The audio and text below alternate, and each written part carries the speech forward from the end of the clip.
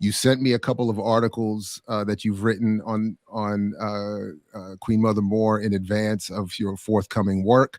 So before I raise any questions, comments, or issues, let me just invite you to maybe talk to us about Queen Mother Moore as you've been doing the research, and maybe a little foreshadowing in terms of the work you have coming out.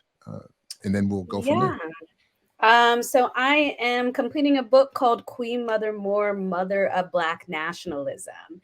And the title is fitting. For those of you who may be new to learning about Queen Mother Moore, she was born in 1898. She died in 1997 and was part of pretty much every major moment in Black nationalist history in the 20th century in the United States. So I love talking about her because she shows what happens when we become politicized, and we don't know how and when we'll become politicized. But at any moment, you can kind of be transformed and dedicate your life to a cause. So she was born in New Iberia, Louisiana, right outside of New Orleans, and spent her girlhood there. And by all accounts, including her own, she was raised to be, quote, a bourgeois little stinker. And by that, I mean that's what she called herself.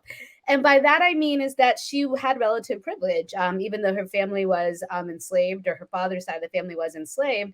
Um, Her father started a business during Reconstruction, and they did very well for themselves. However, her mother died, and then her father died, and she quickly slid down the class ladder, and ended up being a domestic in New Orleans in the 1920s. And it was there that she met and married a Jamaican man named Josiah Spraggs, who happened to be a Garveyite, right, from Marcus Garvey's hometown. And so it was also there that she first heard Garvey speak. And so one of the best stories she ever tells is that one night in New Orleans, Garvey was coming to speak. If you're not familiar with Garvey's Universal Negro Improvement Association, or the UNIA, the biggest Black movement the world has ever seen, and a Black nationalist organization. And so he was supposed to come to New Orleans, and the police barred him from speaking that night.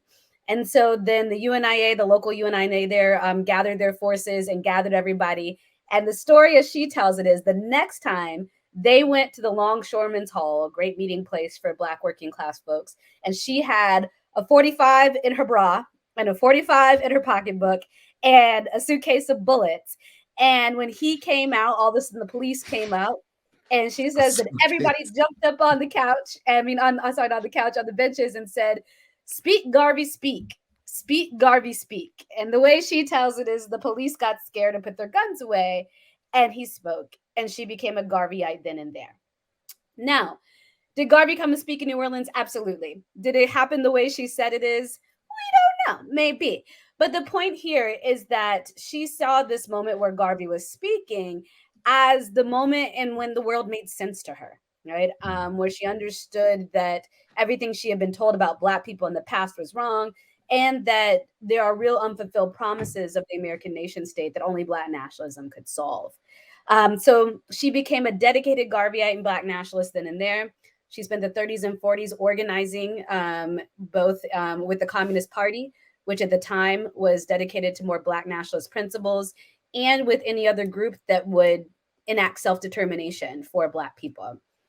By the 1950s, so again, we're talking 20, 30 years into an activist career, she begins to start organizing for reparations. She's considered the mother of the modern reparations movement, meaning that she jump-started these efforts at the grassroots level in the mid 20th century when nobody was talking about it, right?